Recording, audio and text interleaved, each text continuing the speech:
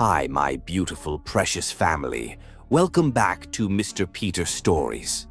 I am your temporary host, James Peter, and I come to you with all the love and warmth that this family deserves. Our beloved Mr. Peter is taking some much-needed rest because his health is the most important thing right now. The doctors have advised him to pause, to breathe, to take care of himself. But his heart is still here with us, beating in every word, in every story, in every moment we share together. And he has a message just for you. My beautiful family, I love you all more than words can ever express. Each and every one of you is a treasure, a light, a part of my heart. This channel is our home, built with love, with passion, with emotion, and now it's in your hands to keep it shining, to keep it growing. Never forget how much you mean to me. Your love, your support, your kindness, they are everything. I know I can never replace Mr. Peter. No one can. He is one of a kind, but I promise from the depths of my soul that I will give you my very best. I will pour my heart into these stories, into these words, into this journey, because you deserve nothing less.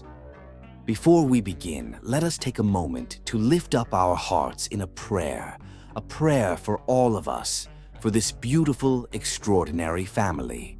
Heavenly Father, with all the love in my heart, I thank you for this family, a family not bound by blood, but by something even greater: love, faith, and the power of stories that bring us together.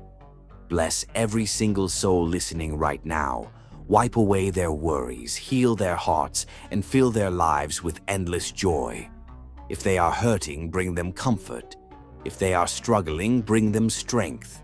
If they feel alone, remind them that they are never, ever alone. Let love surround them. Let kindness embrace them. Let hope guide their every step. And Father, we lift up Mr. Peter to you. Wrap him in your healing hands, restore his strength, and bring him back to us stronger than ever. May this family always stand together, hand in hand, heart in heart, now and forever. Amen. My beautiful family, I need to know, are you here with me? Do you feel my love? Do you accept me as your storyteller until Mr. Peter returns? Let me know in the comments. Your voices, your presence, your love. It means everything. And now, with all the passion, with all the emotion, let's begin. The rain lashed against the windows of the Pearl Mansion, nature's fury matching the storm brewing inside Cora Pearl's heart. She stared at her reflection in the ornate mirror, barely recognizing the woman who gazed back at her. The custom designer wedding gown, worth more than most people's annual salary, felt like a prison garment, each crystal and pearl weighing her down like shackles. 10 minutes, Miss Pearl, called the wedding coordinator through the door. Your father insists we keep to schedule despite the weather. Cora's hands trembled as she clutched the edge of the vanity. Of course, Lawrence Pearl wouldn't let a mere hurricane delay his business transaction. That's all this wedding was to him, merging his real estate empire with Marcus Thornhill's international holdings, with his daughter as the collateral. I've prepared my whole life for this, she whispered to herself, the lie bitter on her tongue. What she had prepared for was becoming one of the country's most innovative architects. Her degree from MIT wasn't meant to collect dust, while she played corporate wife to a man whose touch made her skin crawl. The thunderclap that shook the windows felt like a sign. Cora's gaze landed on the small purse containing her essentials: ID, credit cards her father couldn't track, and the emergency cash she'd been secretly saving. It was now or never. Without allowing herself another moment of hesitation, she grabbed the purse, kicked off her heels, and opened the bedroom window. The service ladder used by maintenance staff provided her escape route down to the garden. The rain soaked her immediately, plastering the silk gown to her body as she descended, thunder masking any sound of her departure. Across the expansive grounds, she could see the glow from the estate's chapel where 200 of New York's elite waited. Her father would be checking his watch by now, his patience wearing thin. Marcus would be straightening his tie, thinking about the pearl assets he'd soon control, including Lawrence's only daughter. Cora ran through the sculpted gardens, her bare feet sinking into the mud, the pristine white dress collecting dirt and tearing on the rose bushes she passed. Each step took her further from the life chosen for her and closer to a frightening unknown. At the service entrance, luck was on her side. A catering van sat idling, the driver having stepped away. Cora slipped inside, crouching behind stacked boxes of champagne until the vehicle passed through the gates of her family estate for what she hoped was the last time. "Where to, lady?" the startled driver asked 15 minutes later, discovering his stowaway after stopping at a traffic light in Manhattan. "Anywhere that's not here," Cora replied, offering the only $100 bill she had on hand. The driver, taking in her bedraggled wedding dress and desperate expression, nodded silently and pocketed the money. When he dropped her off in Midtown, the rain still poured mercilessly. Cora stood under the inadequate shelter of a store awning, the reality of her situation sinking in. Her father would have discovered her absence by now. The pearls didn't tolerate embarrassment, and Lawrence wouldn't rest until she was found. She needed shelter, somewhere to think, to plan her next move. The glowing sign of the Pinnacle Hotel beckoned across the street, the most exclusive hotel in the city, and ironically, a property her father had tried unsuccessfully to acquire for years. It would be the last place he'd look for her. Summoning her courage, Cora crossed the street and slipped through the grand entrance, head down, her once magnificent dress now a sodden, muddy mess. The night staff was busy with a commotion surrounding the arrival of several black SUVs, and Cora seized the opportunity to make her way to the elevators, unnoticed. She pressed the button for the highest floor her keycard-less status would allow. Perhaps she could find an unlocked maintenance room, a quiet corner, anywhere to hide and gather her thoughts. On the 40th floor, the elevator doors opened to a hushed, opulent hallway lined with only 4 doors, the hotel's most exclusive suites. Cora tried the handles discreetly as she passed, all locked as expected, until the last one, the corner presidential suite, yielded to her touch. Heart-pounding, she pushed the door open and stepped inside. The vast suite was dimly lit, with floor-to-ceiling windows showcasing the storm-lashed city. Champagne bottles and glasses littered a coffee table, evidence of some celebration. It was only after the door clicked shut behind her that Cora noticed the figure sprawled across the massive leather sofa.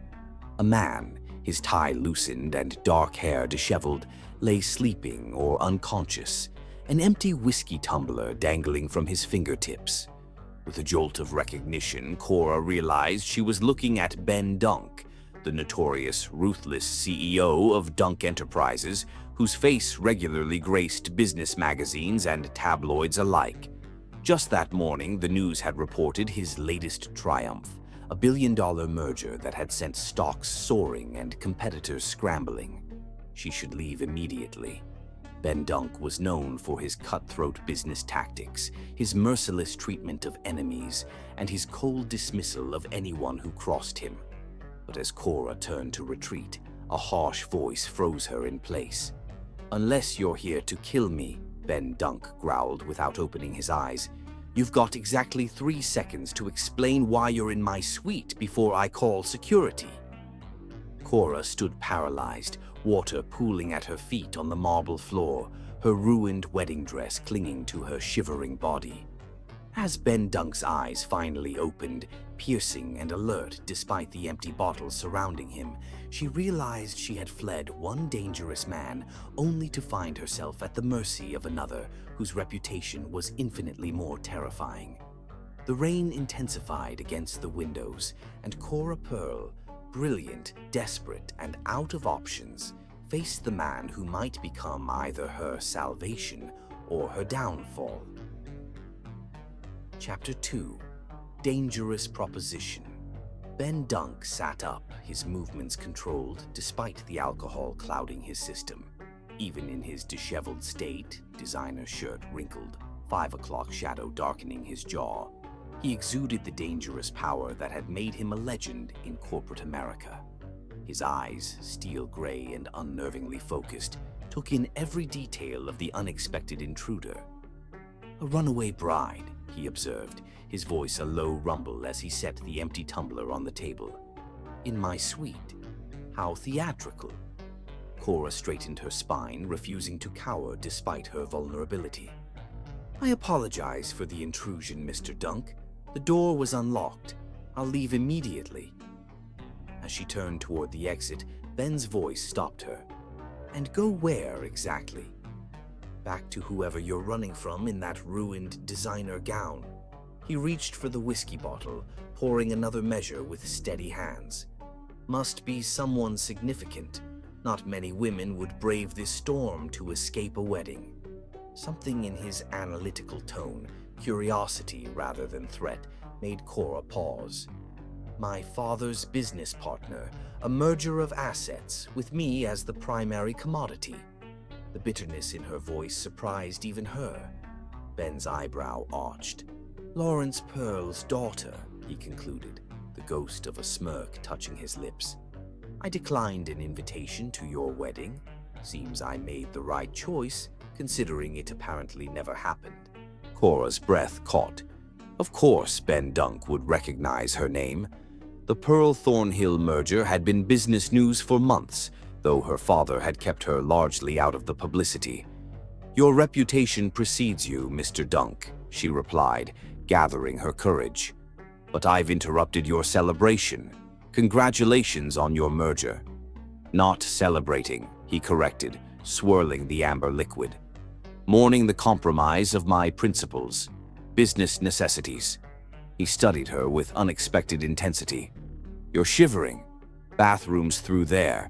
There's a robe, towels. Get dry before you catch pneumonia on my floor. I'm not in the mood for a lawsuit from Lawrence Pearl for endangering his prodigal daughter." Surprised by the practical offer, Cora hesitated only briefly before moving toward the bathroom. Minutes later, she emerged in the hotel's plush robe, her sodden dress draped over her arm, her dark curls wrapped in a towel. Ben had removed his tie completely and was standing at the windows, watching the storm rage over the city. He'd ordered coffee from room service, the rich aroma filling the suite. "Why architecture?" he asked without turning. "Excuse me?" "MIT, top of your class. You could have gone into the family business. Instead, you chose to design buildings rather than acquire them." He glanced over his shoulder. "I make it my business to know about influential families." "I believe in creating, not consuming," Cora answered, disconcerted by his knowledge of her. "In building something meaningful rather than merely profitable." Ben turned fully, something like respect flickering across his features. "Idealism? Refreshing, if impractical." He gestured to the seating area. "Sit, drink your coffee, then tell me who besides your father is hunting you tonight." Cora sank onto the edge of an armchair, accepting the cup he offered. "Marcus Thornhill won't take rejection lightly. His pride is as inflated as his offshore accounts." She met Ben's gaze directly. "He's also as connected as my father. By morning, every hotel in Manhattan will have my description." Ben studied her, calculation clear in his expression. "Lawrence Pearl tried to buy this hotel from me 3 times. I refused. He's not welcome here, nor are his associates." He returned to his position by the window. "You can stay the night. Tomorrow you'll need a plan." "Why would you help me?" Cora asked, suspicion edging her voice. Ben turned, the lights of the city casting shadows across his face. "Perhaps I enjoy thwarting men like your father. Perhaps I'm bored with ordinary corporate games." His smile held no warmth. "Or perhaps I see an opportunity." Cora set down her cup. "I won't be traded from one cage to another, Mr. Dunk." "Ben," he corrected. "And I'm not offering a cage, Ms. Pearl. I'm offering a mutually beneficial arrangement." "Cora," she replied automatically, wariness creeping up her spine. "What arrangement?" "My PR team has been hounding me to soften my image. The ruthless corporate raider narrative is becoming problematic for certain international negotiations." He spoke matter-of-factly, as though discussing the weather rather than his life. "Meanwhile, you need protection from your father and Thornhill while you establish your independence." Cora's eyes narrowed. "You can't possibly be suggesting a strategic alliance," Ben interrupted. "You pose as my fiancé, giving me the improved public image I need. In return, you get my protection, an impeccable cover story, and the resources to build your career without your father's interference." "A fake engagement," Cora clarified, disbelief coloring her tone. "Precisely. No emotional entanglements, no complications. Pure business." Ben's face remained impassive. "Your father wouldn't dare move against my fiancé, and Thornhill would be forced to retreat. My reputation would ensure your safety." "While I help humanize the notorious Ben Dunk for the press," Cora added, catching on quickly. "Brilliant business mind falls for independent, accomplished woman. The tabloids would love it." "The arrangement would be temporary. 6 months, perhaps a year," Ben continued, "long enough to serve both our purposes. Then an amicable, private parting of ways. You'd be free to pursue your career with doors opened rather than closed by the Pearl name." Cora stood, moving to the window beside him, watching lightning split the sky. "And if I refuse your proposition?" "Then I wish you luck," Ben said simply. "The storm should clear by morning. You'll be free to leave, and I'll forget I ever found you in my suite." Silence stretched between them as Cora weighed her options. Every door in New York would close to her once her father made calls. Her accounts would be frozen, her contacts pressured. She had savings, but not enough to disappear completely. "If I agree," she said finally, turning to face him, "I have conditions." Something like amusement flickered in Ben's eyes. "I expected nothing less. This is a business arrangement only.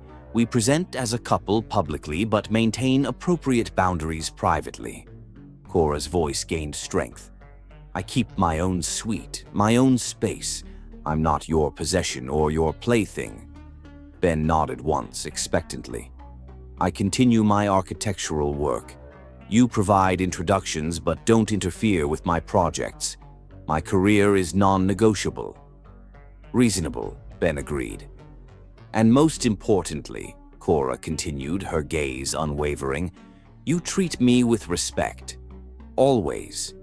Your reputation for breaking both deals and hearts precedes you, but I won't be another casualty of Ben Dunk's infamous coldness. We're partners in this charade, equals, regardless of your wealth or position."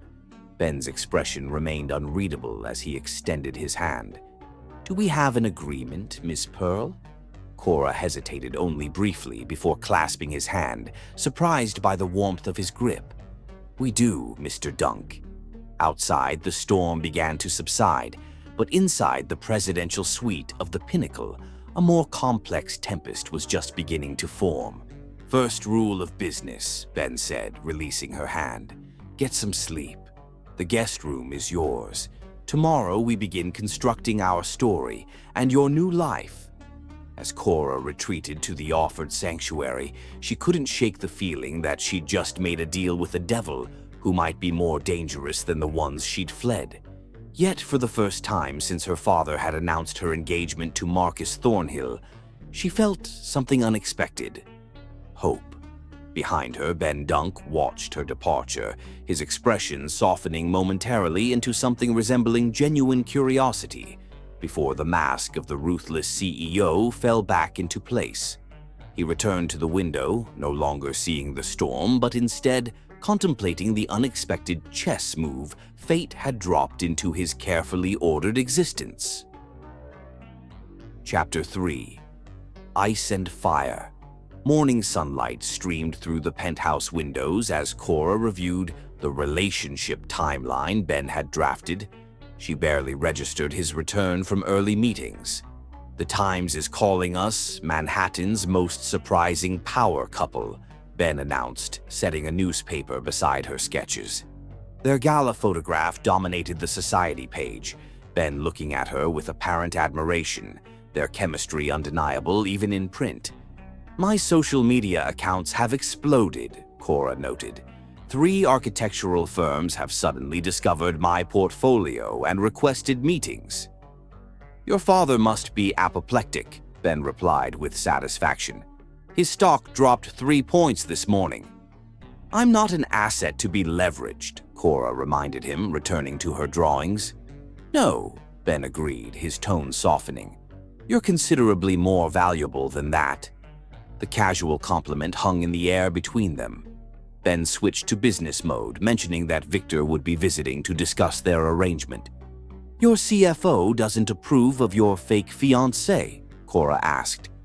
"Victor doesn't approve of anything that introduces variables into carefully constructed plans," Ben replied. "He's been managing risk for me since we were children." When Victor arrived, his scrutiny of Cora was unmasked. MIT architecture, summa cum laude, rejected 3 prestigious firms to work independently, estranged from your father as of 4 days ago. I did my homework. "I'd expect nothing less from Ben's right hand," Cora replied coolly. "Victor," Ben warned, "Cora is not under investigation." "Everyone connected to you warrants investigation," Victor countered, his expression unusually tense. "Lawrence Pearl is not someone to antagonize lightly. He has connections that reach places even you can't protect against." "Sounds like you're speaking from experience," Ben noted. Victor adjusted his glasses nervously. "I'm speaking from caution. My family in Taiwan. They're still citizens there. International business can get complicated." He quickly changed subjects. "And let's not forget your history with women. The Bennett divorce nearly cost us the European expansion." "Elizabeth Bennett was a mistake," Ben acknowledged without looking up. "Cora Pearl is a strategy." "A strategy," Victor repeated skeptically. "Not an impulsive decision triggered by finding a beautiful woman in your hotel suite." After Victor departed with obvious reluctance, Cora asked about Elizabeth Bennett. "A mistake," Ben replied, his expression hardening.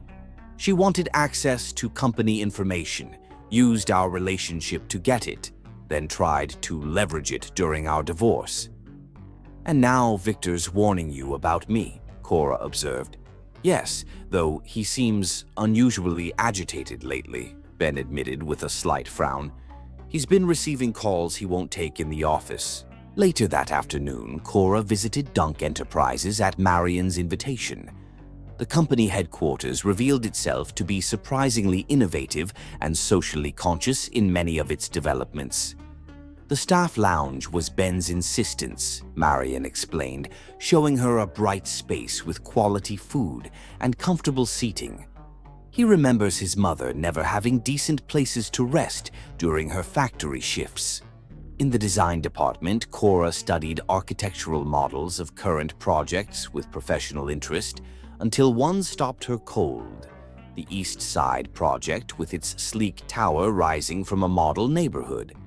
James Whitfield, the development director, approached her. "You must be Ben's fiancée. Your reputation precedes you, Ms. Pearl." "Just Cora, please," she replied. "This design will cast significant shadows on Renaissance Park, especially in winter months." Whitfield's smile tightened. "A necessary compromise for density requirements." "Formalities," Cora repeated when he dismissed community objections as mere formalities. "Those formalities represent people's lives and heritage." Ben appeared in the doorway, watching their exchange with an unreadable expression. "James," Ben acknowledged coolly, "I see you've met my fiancé."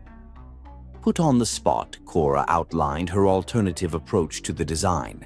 When she finished, Ben studied the model thoughtfully. "Implement her changes," he said finally, surprising both Cora and Whitfield. Later, in Ben's private office, he showed her a simple shadow box frame containing a factory time card and worn work glove. "My mother's," he said quietly. "From her last shift at Pressman Manufacturing, 16 hours on the assembly line before a support beam collapsed, killing her and my father instantly." His voice remained even, but Cora could feel the controlled emotion beneath it. The company had ignored safety violations for years to maximize profits. "Ben, I'm so sorry," Cora whispered, reaching for his hand in a gesture of pure instinct. Ben looked down at their joined hands with surprise but didn't pull away. For a moment, they stood in silence, connected by more than their staged engagement. The buzz of Ben's phone shattered the moment. "Your father has scheduled a press conference," he said, all vulnerability vanishing. "He plans to publicly question the legitimacy of our engagement. He's trying to paint me as unstable or coerced," Cora realized. "He's miscalculated," Ben replied coldly. "Public sympathy will favor the reunited daughter over the controlling father." The professional distance reasserted itself between them, the glimpse of connection fading as rapidly as it had appeared. Chapter 4. The Public Eye. The Metropolitan Museum's annual charity gala transformed its grand staircase into a river of designer gowns and bespoke suits, flashbulbs creating a constant twilight as New York's elite performed their carefully choreographed entrances. Reporters called out questions, social media buzzed with real-time fashion critiques, and security maintained the invisible barrier between the observed and observers. In the back of Ben's Bentley, Cora smoothed the skirt of her midnight blue gown, its architectural silhouette and subtle shimmer a perfect complement to her deep brown skin. "Nervous?" Ben asked, his gaze assessing her with that clinical precision she was beginning to recognize. "Focused," Cora corrected. "This isn't my first high society event, just my first one where I'm not representing the Pearl name." Ben nodded, adjusting his platinum cufflinks. "Remember, we met at the urban development auction," Cora recited. "You outbid me for the Calatrava sketch. I told you your West Side development lacked soul. You asked me to dinner to continue the argument. 5 months later, here we are." She offered a practiced smile. "I've memorized our script, Ben. I won't embarrass you." "I wasn't questioning your competence," he replied, a hint of amusement softening his features. "I was going to say, remember that you belong here on your own merits. Your name may open doors, but your mind is what commands respect." The unexpected encouragement caught Cora off guard. Before she could respond, the car stopped, and Ben's driver opened the door to a wall of camera flashes. Ben emerged first, his tall figure commanding immediate attention in his perfectly tailored tuxedo. When he turned to offer Cora his hand, his expression transformed with such convincing warmth that even she momentarily believed it. His fingers entwined with hers as he helped her from the car, his touch firm but gentle. "Showtime," he murmured, his breath warm against her ear. The reporters noticed their linked hands immediately, voices rising in a chaotic chorus. "Mr. Dunk, who's your date tonight? Are you seeing someone, Ben? Miss, this way!" With practiced ease, Ben guided Cora through the gauntlet, his hand resting protectively at the small of her back. At the designated spot on the carpet, he paused, allowing photographers their moment while keeping Cora close to his side. "Ben Dunk with Cora Pearl," someone whispered loudly enough to be overheard. "Lawrence Pearl's daughter." The whispers rippled through the crowd, camera flashes intensifying as reporters connected the implications. Ben leaned down, his lips close to Cora's ear, the gesture intimate and possessive for their audience. 3 more minutes of this circus, then we're inside," he promised, his public smile never wavering. Cora played her part beautifully, gazing up at him with convincing adoration, her hand resting lightly on his chest. The diamond on her left hand, a loaner from Cartier that had arrived that afternoon, caught the light spectacularly. By the time they entered the museum's great hall, social media was ablaze with speculation, and their images were being transmitted to news outlets across the city. Mr. Dunk.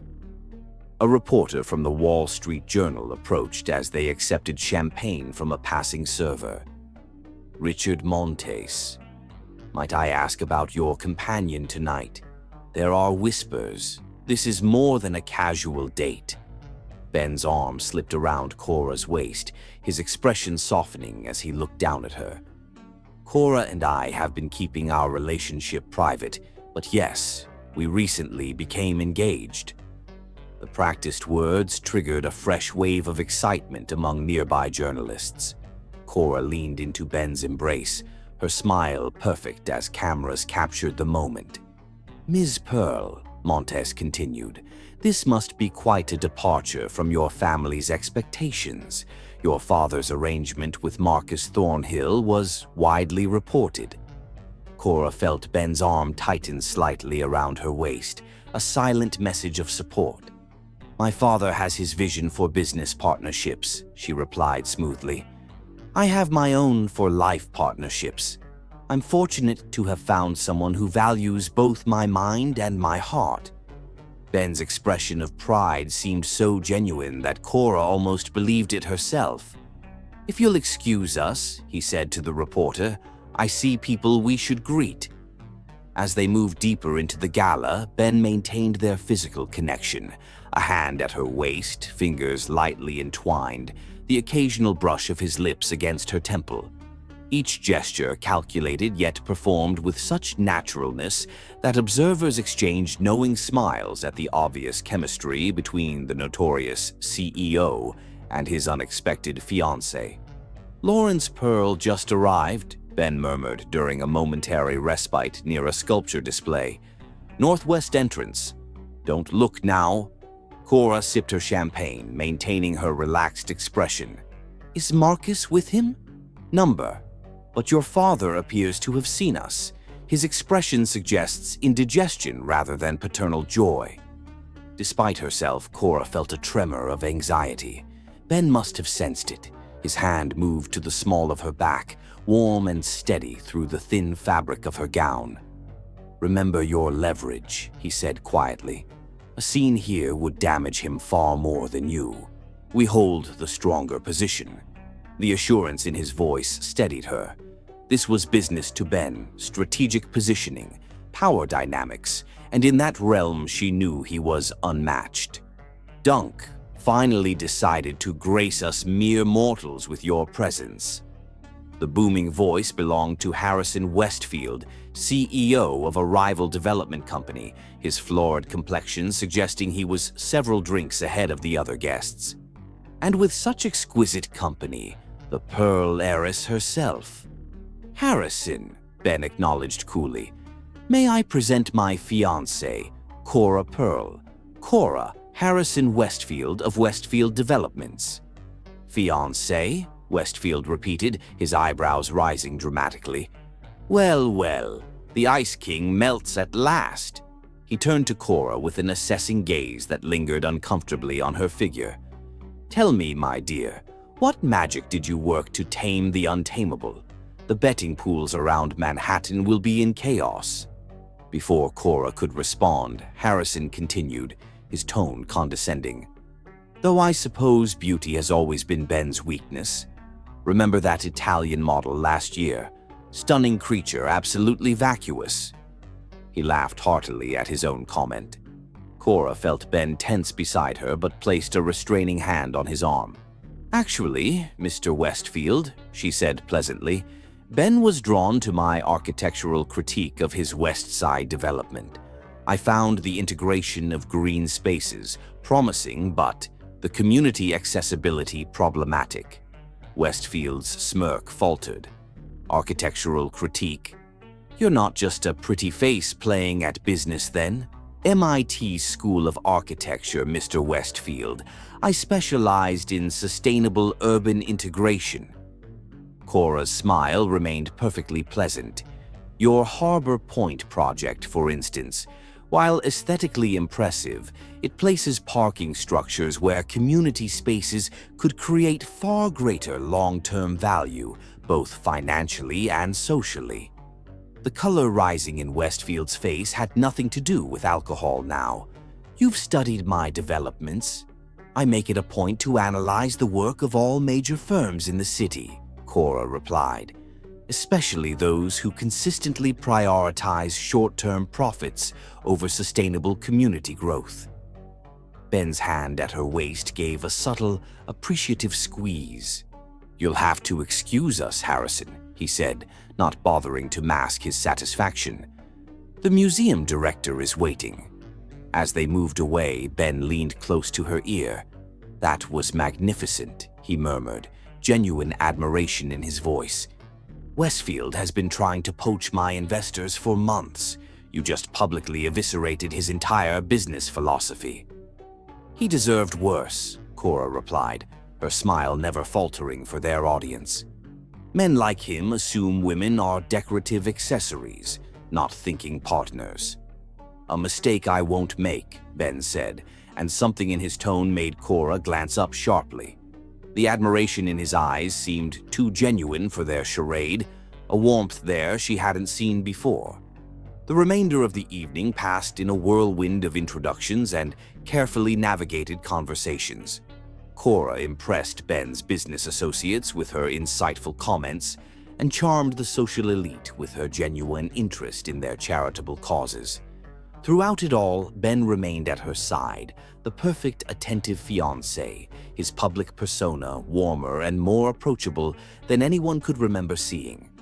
By the time they finally slipped away from the gala, the night's narrative had been successfully established in both the business press and social media.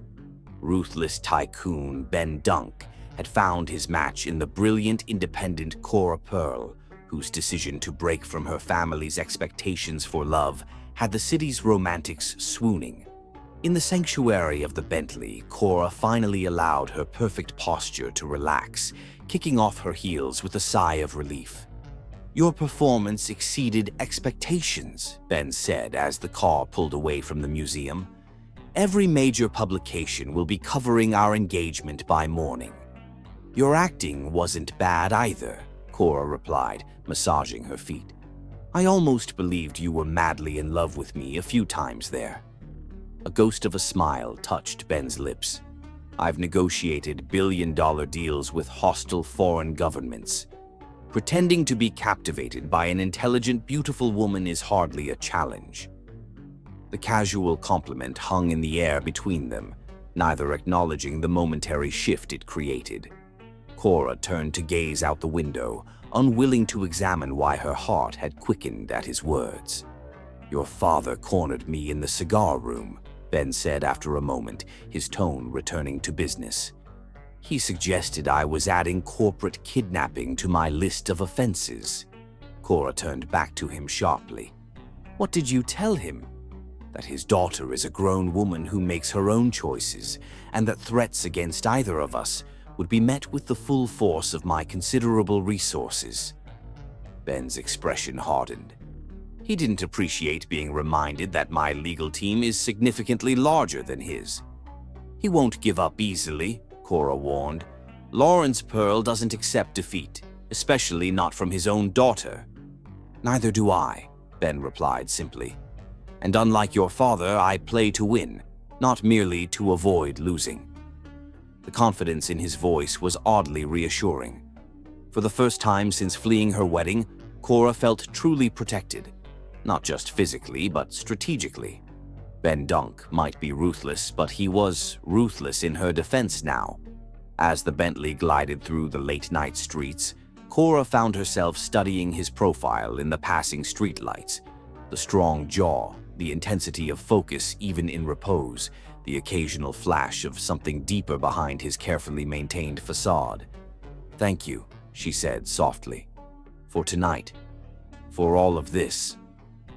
Ben turned to her, his expression unreadable. "We made a deal. I keep my promises. Is that all this is to you? A business arrangement?" The question slipped out before she could reconsider it. For a moment, Ben said nothing, his gaze searching hers with unexpected intensity. "It's what we agreed to," he finally replied, his voice lower, rougher. "Anything else would be complicated." The air between them seemed to thicken, charged with something neither was willing to name. Cora became acutely aware of the small distance separating them on the leather seat, the lingering scent of his cologne, the memory of his hand at her waist throughout the evening. "Complicated isn't always bad," she found herself saying, her voice barely above a whisper. Ben's gaze dropped briefly to her lips, then back to her eyes, something like conflict passing across his features. "Cora." Whatever he might have said was cut short as the car pulled smoothly to a stop outside the Pinnacle. The moment shattered, reality reasserting itself as the driver opened Ben's door. Yet, as they rode the elevator to the penthouse level in silence, the tension remained, an unacknowledged undercurrent beneath their carefully constructed arrangement. At the door to her suite, Cora paused, turning to face Ben with sudden determination. "We should practice," she said. "Practice what?" "This." With unexpected boldness, Cora reached up, her hand resting lightly against his cheek as she pressed her lips to his. The kiss was intended to be brief, practical, a necessary rehearsal for their public performance. But the moment their lips met, something shifted. Ben remained perfectly still for only a second before his arms encircled her waist, drawing her closer as the kiss deepened from experimental to something far more dangerous. His mouth moved against hers with unexpected gentleness, belying the strength in the hands that held her. Cora's fingers slid into his hair, her body arching instinctively into his, as what had begun as pretense transformed into something undeniably real. When they finally broke apart, both were breathing unevenly, the pretense of clinical practice impossible to maintain. Ben's eyes had darkened, the usual cool calculation replaced by heat that made Cora's pulse race. "That was," she began. "Convincing," Ben supplied, his voice rough as he slowly released her. "Our audience will have no doubts."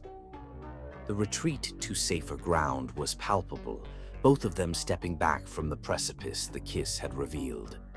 Cora nodded, grateful for the excuse, even as something within her protested the return to their scripted roles. "Good night, Ben," she said, her hand on the door handle. "Good night, Cora." His expression had already begun to recompose itself, the momentary vulnerability receding. As her door closed between them, Cora leaned against it, her fingertips touching her still tingling lips, confronting the uncomfortable truth that their performance was becoming dangerously real, at least for her. On the other side, unknown to her, Ben stood motionless, his carefully ordered world suddenly, unexpectedly tilted on its axis by a kiss that had been meant for show, but had awakened something he'd long believed frozen beyond recovery. Chapter 5. Shadows from the Past. Morning sunlight filtered through the floor-to-ceiling windows of the penthouse as Cora reviewed architectural renderings at the dining table, her focus so complete she barely registered the elevator's soft ping announcing Ben's return from his early meetings. "The Times is calling us Manhattan's most surprising power couple," Ben announced, setting a newspaper beside her sketches. Their photograph from the gala dominated the society page, Ben looking at her with what appeared to be genuine admiration, Cora smiling up at him, their chemistry undeniable even in print. The post went with "Beauty tames the beast," he continued, removing his suit jacket. "Considerably less elegant, but achieving our objective." Cora glanced at the headline, unable to suppress a smile. "My social media accounts have exploded. 3 architectural firms have suddenly discovered my portfolio and requested meetings." Ben nodded with satisfaction. Your father must be apoplectic.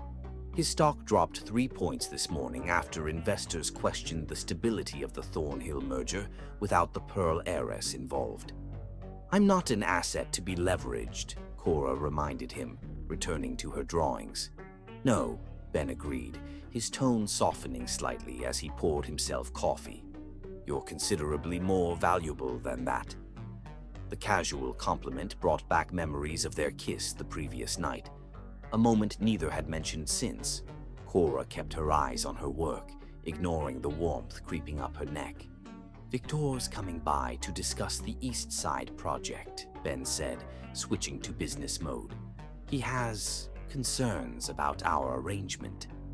Your CFO doesn't approve of your fake fiancé? Cora asked, finally looking up. Victor doesn't approve of anything that introduces variables into carefully constructed plans, Ben replied. He's been managing risk for me since we were children. The elevator announced another arrival. Victor Chen entered with the brisk efficiency that matched his reputation as Dunk Enterprises' operational genius. Short, with wire-rimmed glasses and an impeccable suit, he carried himself with the quiet confidence of someone accustomed to being the smartest person in any room. The fiancée herself, Victor said, assessing Cora with unmasked scrutiny. MIT architecture, summa cum laude, rejected 3 positions at prestigious firms to work independently, estranged from your father as of 4 days ago. He offered a tight smile. I did my homework. I'd expect nothing less from Ben's right hand, Cora replied, meeting his gaze steadily. Victor, Ben warned, Cora is not under investigation. Everyone connected to you warrants investigation, Victor countered unapologetically, particularly someone with her family connections. I haven't spoken to my father since I left, Cora said firmly. I have no interest in corporate espionage, if that's your concern. Victor's expression remained skeptical. Ben has a history of allowing his personal life to cloud his judgment. Elizabeth Bennet nearly... That's enough, Ben cut him off sharply. Cora is aware of my past mistakes. Our arrangement is different. Because it's business, not pleasure, Victor challenged. The Times photo suggests otherwise. An uncomfortable silence fell. Cora rose with deliberate calm. I'll give you two some privacy for this discussion. No, Ben said, his tone leaving no room for argument. Victor needs to understand that insulting you insults me. He turned to his friend. Say what you came to say about the East Side project, then leave.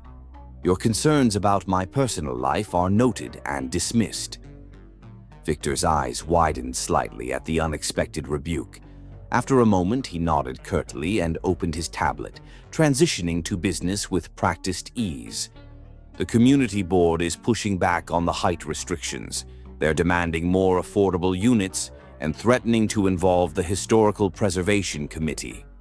Ben frowned. The zoning allows for 60 stories. We've already compromised at 48. The building would cast shadows over Renaissance Park, Victor explained. They're concerned about the impact on the historic black neighborhood that's finally recovering after decades of neglect. A subtle tension filled the room. Cora glanced between the two men, sensing an unspoken history beneath the business discussion. After Victor departed with obvious reluctance, an awkward silence settled over the penthouse. Your friend doesn't trust me, Cora observed finally. Victor doesn't trust anyone, Ben replied, loosening his tie. But he's loyal beyond reason. He saved me from myself more times than I can count.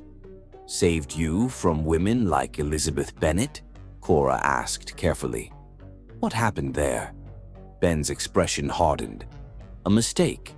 She wanted access to company information, used our relationship to get it, then tried to leverage it during our divorce. His voice carried the brittleness of old pain. Victor warned me. I didn't listen. And now he's warning you about me. Yes, though he seems unusually agitated lately, Ben admitted with a slight frown. He's been receiving calls he won't take in the office, and yesterday I found him erasing something from his computer when I walked in. He claimed it was just personal family matters. Could it be trouble with his family in Taiwan? Cora asked. Ben's brow furrowed. I hadn't considered that. Victor's always been private about his family, but he's seemed distracted recently. More than your appearance in my life would explain. History informing present caution? Ben moved to the window, gazing out at the city. Victor grew up watching his parents struggle after being cheated by supposed friends. Trust doesn't come easily to either of us. Later that afternoon, after Ben departed for meetings, Cora found herself restless in the confines of the penthouse. On impulse, she texted Marion, asking if she might visit Dunk Enterprises to better understand Ben's work. To her surprise, the assistant immediately arranged security clearance. The company's headquarters occupied 20 floors of a sleek tower in Midtown. Marion proved an informative guide, explaining the company's structure and major projects with obvious pride. Unlike the cold corporate machine Cora had imagined, Dunk Enterprises revealed itself to be innovative and, surprisingly, socially conscious in many of its developments. Their tour eventually led to the design department, where architectural models of current projects lined the walls. Cora moved among them with professional interest until one stopped her cold. The East Side Project, she murmured, studying the sleek tower rising from a model neighborhood. Our most ambitious development this year, said a male voice behind her. Cora turned to find a tall, silver-haired man watching her with open curiosity. His expensive suit and authoritative bearing marked him as an executive. James Whitfield, Development Director, he introduced himself. You must be Ben's fiancée. Your reputation precedes you, Miss Pearl. Just Cora, please, she replied, shaking his offered hand. I was admiring your models. The cantilevered section here is particularly bold. You know architecture, Whitfield observed, seeming genuinely surprised. MIT, Cora explained, used to the reaction. This design will cast significant shadows on Renaissance Park, especially in winter months. Whitfield's smile tightened.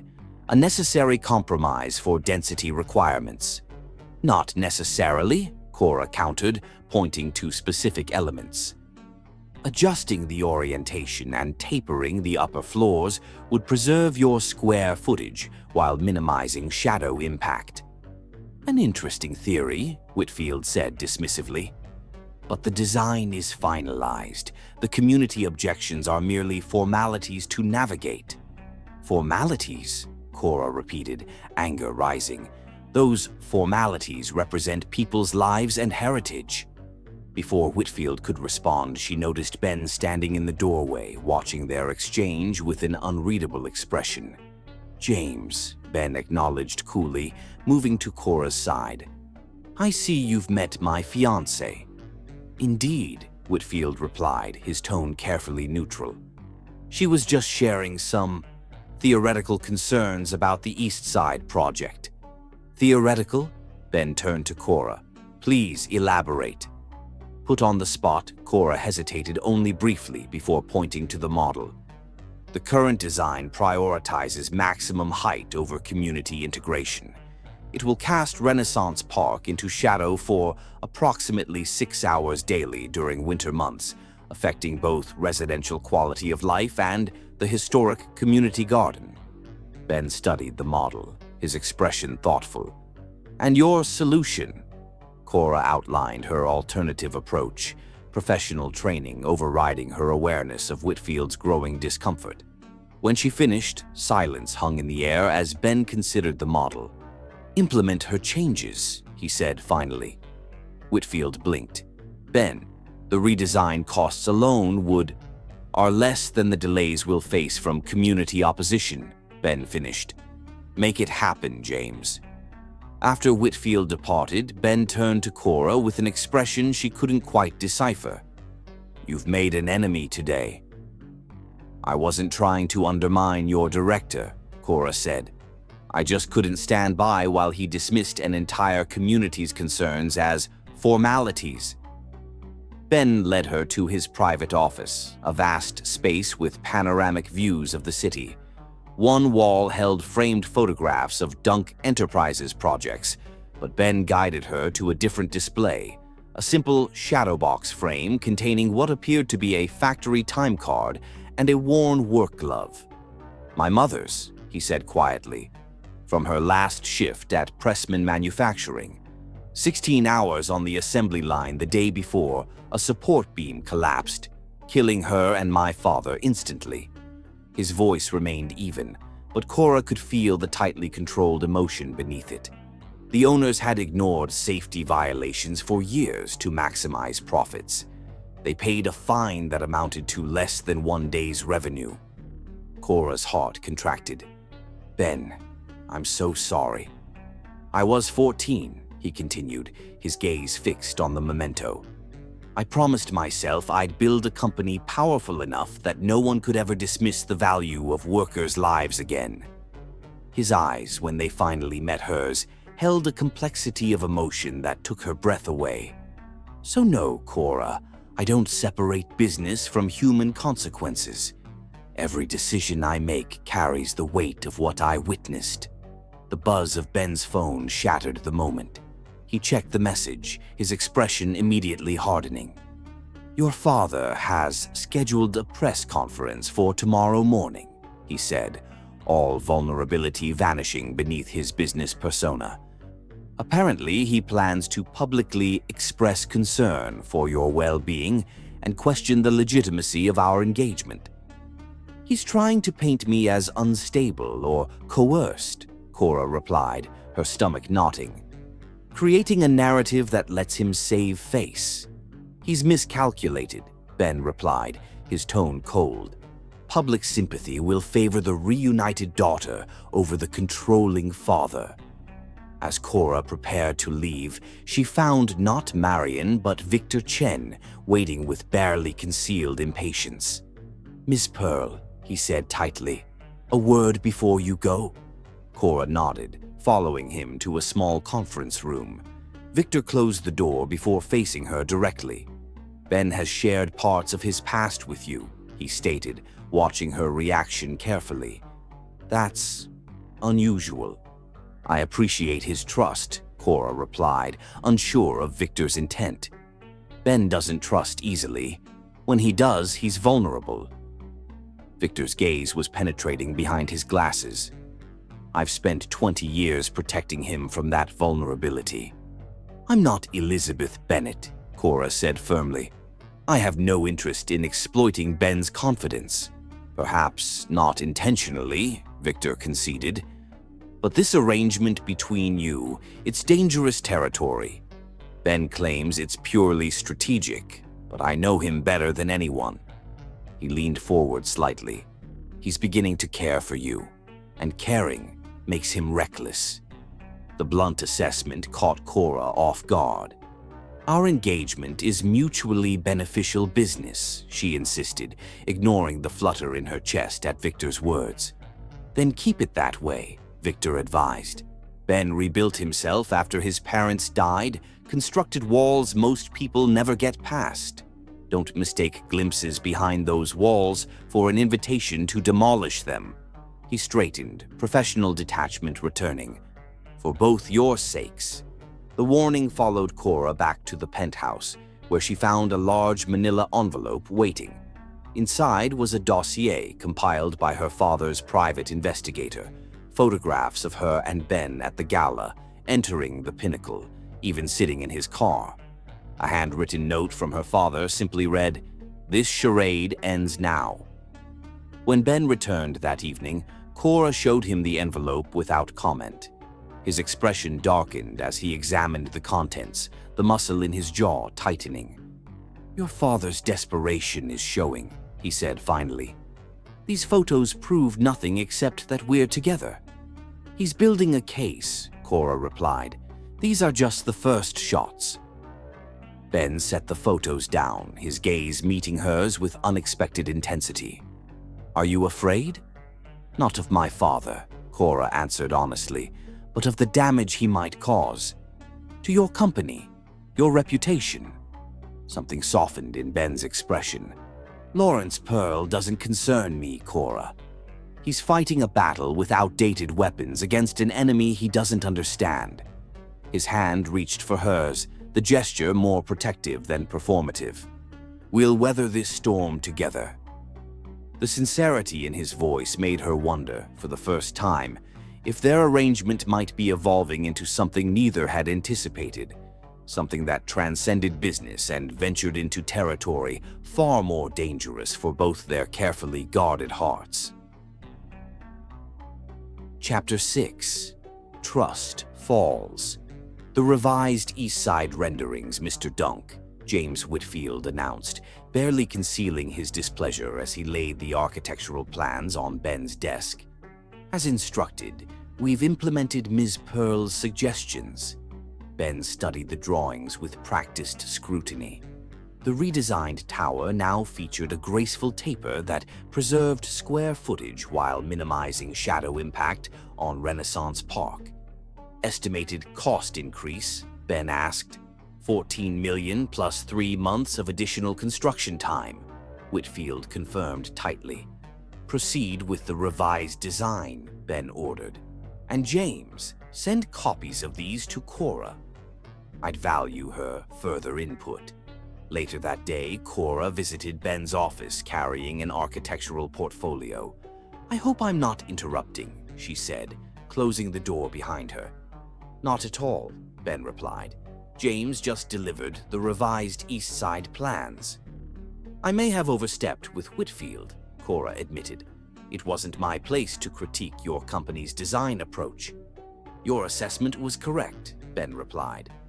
In fact, I'd like to offer you a consulting position on the project, professional collaboration, separate from our personal arrangement.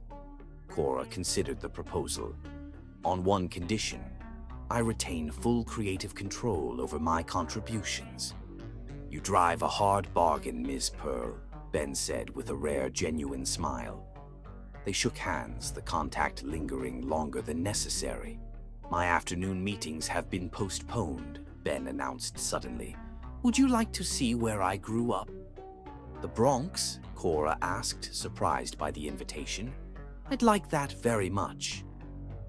An hour later, Ben's Aston Martin pulled onto a quiet street in the South Bronx.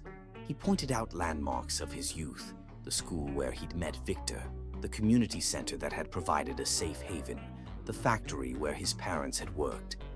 Pressman Manufacturing, he said, his voice tight as they passed a renovated building now housing luxury condominiums. Demolished after the accident, redeveloped without a single plaque acknowledging the 12 workers who died there. The bitterness in his tone made Cora reach across to touch his arm. Is that why you became a developer? To ensure places have proper memorials to their history? Ben glanced at her, surprised by her perception. Partly. Though the compromises accumulated so gradually, I barely noticed how far I'd strayed from that original purpose. At a modest diner with a faded sign advertising best coffee in the Bronx since 1962, they were warmly greeted by Rosa, the elderly owner who had known Ben since childhood. Over coffee and apple pie, Ben shared stories of his youth, the struggles after his parents' deaths, Victor's family taking him in despite their own financial hardships, the scholarship that had been his ticket out of poverty. I came back after Harvard, he said.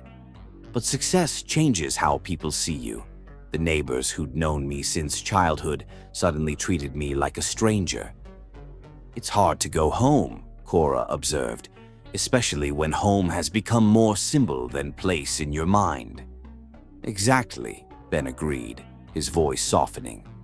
But being here with you, it feels different, like seeing it through new eyes. Later, at a small park overlooking the river with Manhattan's skyline visible in the distance, Ben admitted to anonymously funding neighborhood renovations. The East Side project, he said pensively. Renaissance Park reminds me of this place, a community fighting to preserve its identity while improving its future. That's why you agreed to the redesign so readily, Cora realized. You helped me remember something I'd lost sight of. That development should serve communities, not consume them. Ben's voice dropped lower. You challenge me, Cora.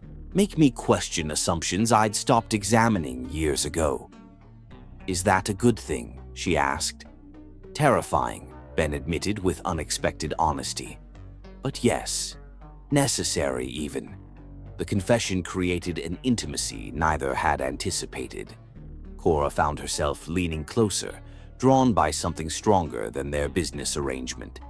Ben's hand came up to gently touch her cheek as their lips met in a kiss unlike their first, not for show but born of genuine desire. When they parted, Ben rested his forehead against hers. This wasn't part of our business arrangement, he murmured. No, Cora agreed softly. It wasn't.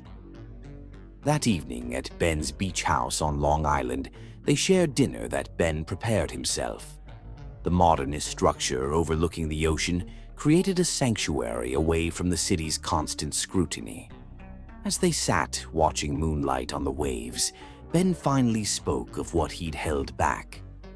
My father had collected evidence about Pressman's violations, he explained. He was planning to expose the investors, wealthy businessmen who kept their involvement hidden.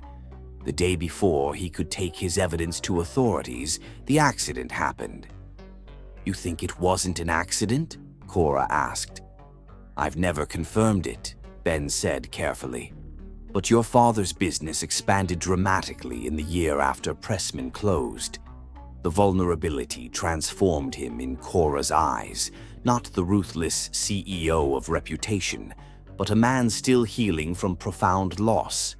When his lips met hers again, there was no hesitation, no calculation, only genuine desire and something deeper neither was ready to name.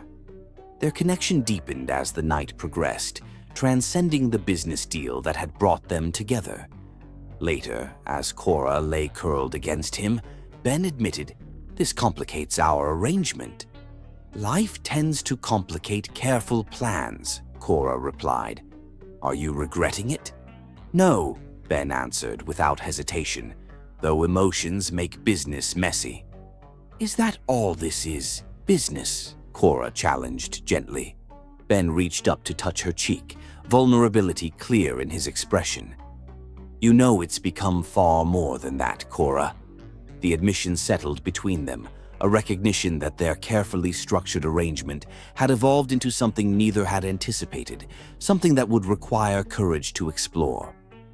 Chapter 7. Empire of Cards. Dawn broke over the Atlantic, painting the horizon in hues of gold and rose as Cora stood on the beach house deck, wrapped in Ben's robe, watching the waves. Behind her, Ben emerged with 2 steaming mugs of coffee. "You're up early," he observed, handing her a cup. "The sunrise was too beautiful to miss," Cora replied. "This place is magical, Ben. So different from your city persona."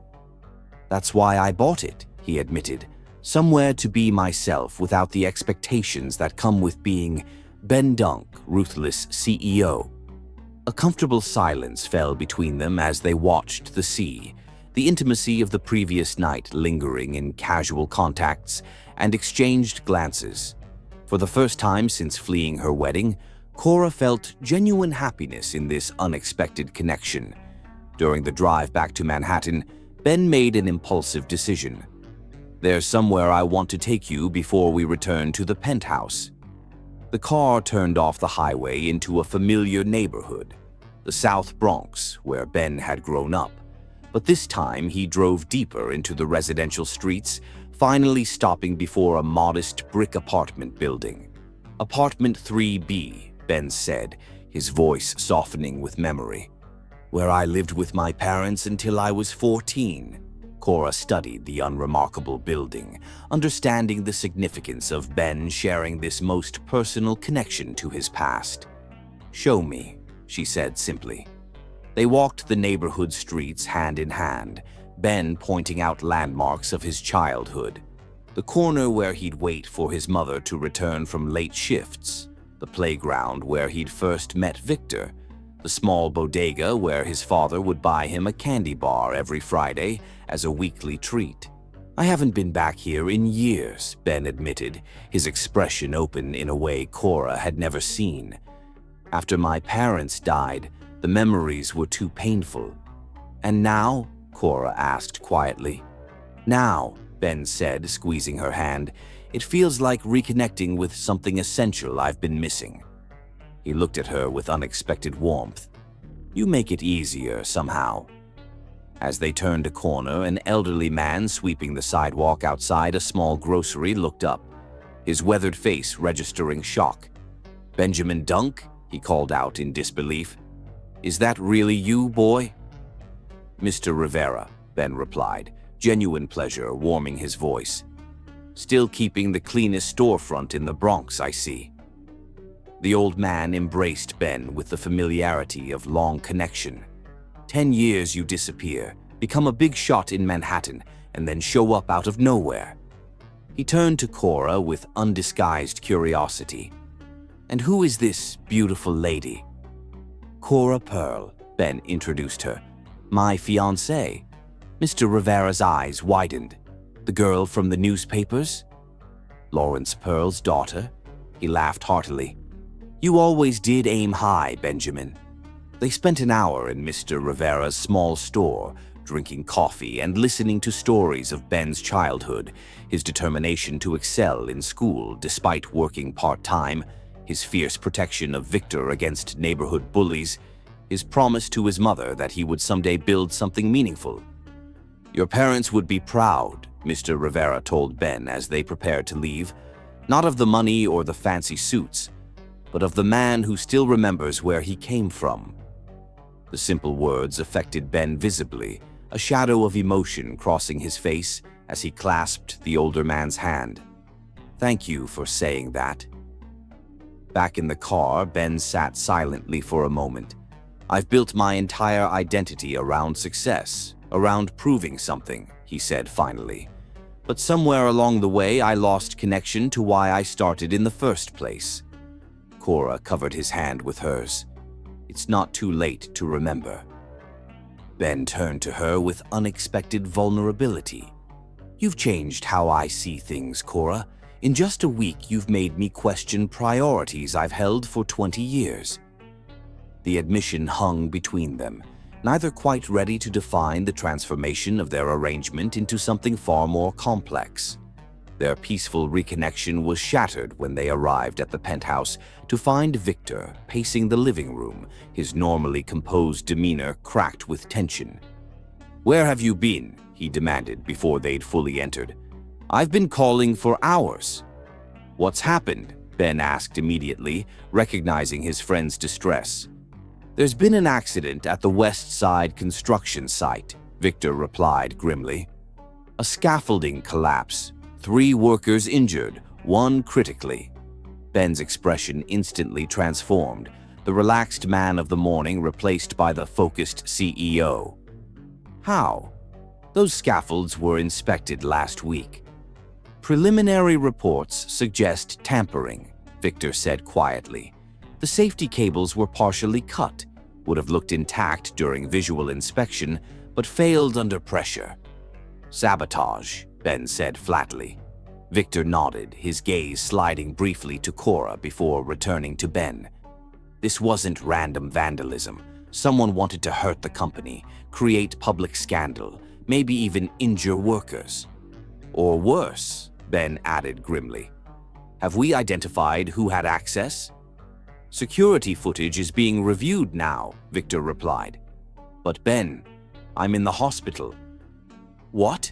Cora exclaimed, noticing for the first time the bandage visible at Victor's collar. I was on site for the inspection when it happened, Victor explained, wincing slightly as he shifted. Dislocated shoulder, minor concussion. I checked myself out against medical advice when I couldn't reach you. Ben crossed to his friend, concern overriding everything else. You should be resting, not tracking me down. You weren't answering, Victor said pointedly. I was worried. The implication was clear. Ben had been unreachable because he was with Cora, distracted from his responsibilities by their evolving relationship. The press is already running with the story, Victor continued. Stock dropped 8 points in the first hour after the news broke. The workers' families are demanding answers. Ben's jaw tightened. Get me everything we have on the safety inspections. I want to meet with the injured workers and their families personally, and double security at all our sites immediately. The intimate connection of the morning evaporated as Ben transformed before Cora's eyes, the warmth and vulnerability replaced by the formidable CEO she'd first encountered. Within minutes, he was on calls with his crisis management team, his legal department, his site managers. Cora stood to the side, suddenly feeling like an intruder in the penthouse that had briefly felt like home. Victor approached her while Ben paced nearby, deep in conversation with his head of security. He'll be consumed by this for days, Victor said quietly. When Ben's company is threatened, everything else becomes secondary, including personal relationships. I understand, Cora replied, though she felt a subtle chill at the sudden distance Ben had placed between them. His reputation, his legacy is at stake. More than that, Victor corrected. Those workers are his responsibility. He takes that more seriously than you can imagine. Before Cora could respond, Ben ended his call and turned to them, his expression grim. I need to get to the hospital, then the construction site. His eyes met Cora's, something apologetic flickering briefly through the professional mask. This will require my full attention. Of course, she said, maintaining her composure. Do what you need to do. For 3 days, Cora barely saw Ben. He returned to the penthouse late at night, if at all, and left before dawn. Their brief interactions were cordial but distant, his mind clearly occupied with the crisis. News reports speculated about potential sabotage, about safety negligence, about Dunk Enterprises cutting corners for profit. On the 4th morning, Cora was reviewing architectural journals when Marion called. Ms. Pearl, the assistant said without preamble, there's a security issue at the penthouse. Mr. Dunk asked me to inform you that access protocols have been compromised. Security will escort you to a secure location until the situation is resolved. What kind of security issue? Cora asked, concern edging her voice. Someone accessed confidential files, Marion replied tersely. Mr. Dunk believes it may be connected to the scaffolding incident. He's concerned for your safety. The warm connection of their weekend together seemed suddenly distant as Cora packed an overnight bag, escorted by stern-faced security personnel. Ben's world of corporate intrigue and enemies was reasserting itself, pushing aside the brief happiness they'd found at the beach house. As she entered the waiting car, Cora couldn't help wondering if their relationship could survive in the shadow of Ben's empire, an empire that now appeared to be under serious attack. Chapter 8. Betrayal's Edge. 5 days after the scaffolding collapse, Cora sat alone in the penthouse, watching news reports detail the ongoing investigation into Dunk Enterprises' safety protocols. Nearly a week had passed since their intimate weekend at the beach house, but that connection felt increasingly distant. Ben had been almost entirely absent, his few brief appearances marked by distraction and growing coldness that left her increasingly uncertain about their relationship. The past 2 days he hadn't returned to the penthouse at all, sending only terse messages through Marion about his whereabouts. Her phone buzzed with a text from Marion. Mr. Dunk will be in meetings until late tonight. Don't wait up. Another night alone. The message was becoming familiar, though no less disappointing. With a sigh, Cora returned to the East Side project, designs Ben had asked her to review before the accident, work that now seemed unlikely to move forward given the company's current crisis. As she flipped through the files, a misplaced document caught her attention. An internal safety report from one of Ben's construction sites dated 6 months earlier. Cora nearly set it aside until a highlighted section caught her eye. Substandard materials detected in structural supports. Replacement cost, $3.4 million. Recommendation, immediate action required. A handwritten note in the margin simply read, "Defer second quarter. Monitor only." The handwriting was unmistakably Ben's. Cora's blood ran cold as she flipped through more pages, finding multiple safety concerns flagged and subsequently deferred. The very practices Ben had condemned, the cost-cutting that had killed his parents, appeared to be standard procedure at his own company. "That can't be right," she whispered, searching for explanations, for context that might justify what she was seeing. But the evidence was damning. Ben Dunk, who had built his empire on the promise of ethical development, had knowingly endangered workers to maximize profits. Feeling physically ill, Cora gathered the documents, determined to confront Ben directly. She deserved an explanation, and so did the injured workers at the West Side site. The elevator announced an arrival. Expecting Ben, Cora steeled herself for the difficult conversation ahead. Instead, 2 unfamiliar men in suits stepped out, their expressions coldly professional. "Ms. Pearl," the taller one said, "we need you to come with us." Cora took a step back. "Who are you?" "Security consultants hired by your father," the man replied. "Lawrence Pearl is concerned for your safety and well-being." "I'm not going anywhere," Cora stated firmly, reaching for her phone. "And I'm calling Ben, right now. Mr. Dunk is occupied with the investigation into his company's negligence," the second man said, "which is why Mr. Pearl felt this was an appropriate time to intervene." Before Cora could react, the first man moved with surprising speed, grabbing her arm while his partner produced a cloth that he pressed against her face. The sweet-smelling chemical overwhelmed her senses as she struggled briefly before darkness claimed her consciousness. Ben sat in his office, surrounded by reports from the accident investigation, his exhaustion evident in the shadows beneath his eyes. For 5 days, he had worked relentlessly to understand how the scaffolding failure had occurred, to ensure the injured workers received the best care, to contain the damage to his company's reputation. "The preliminary police report confirms sabotage," Victor said, placing another file on Ben's desk. "Security footage shows a maintenance worker accessing the scaffolding 2 nights before the collapse, but the image quality is too poor for identification. And the worker remains in critical condition," Ben said grimly.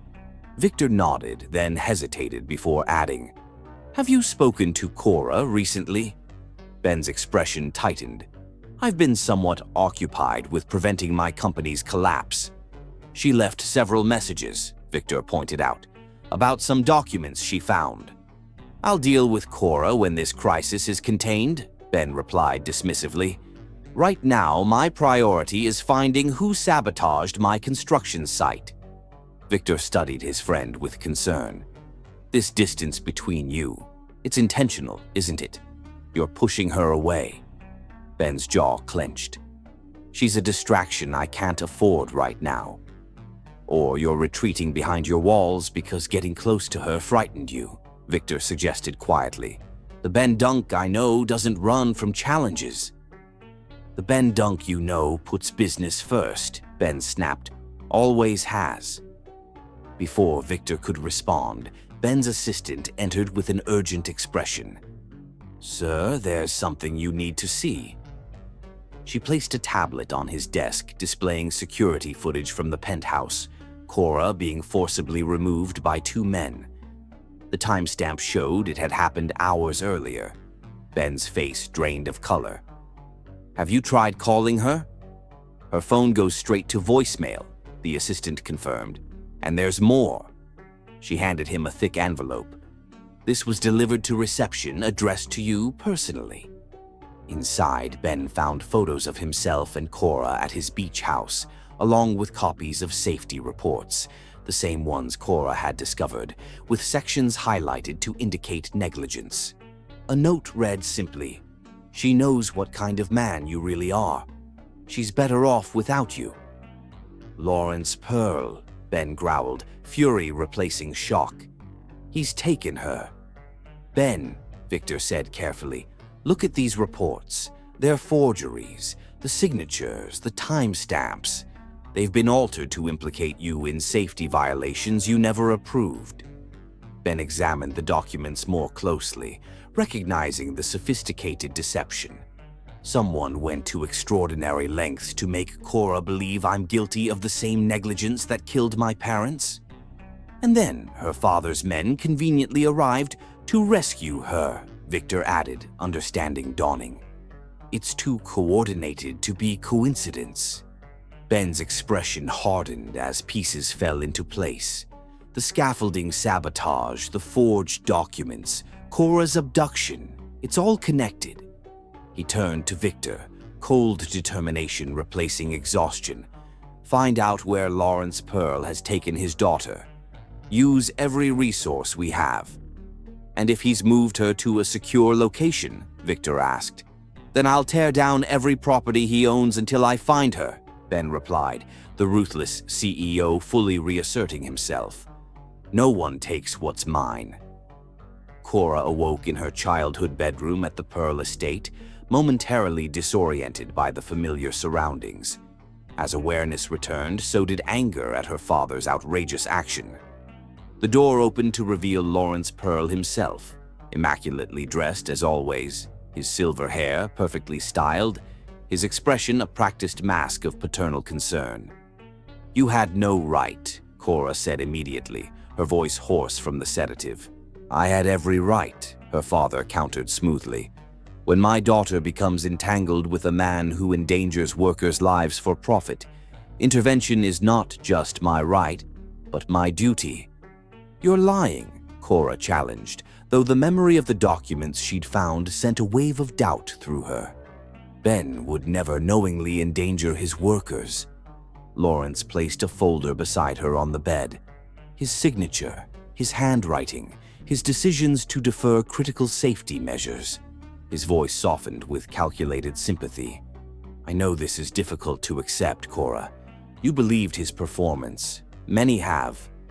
"You drugged and kidnapped me," Cora reminded him, trying to clear her still foggy mind.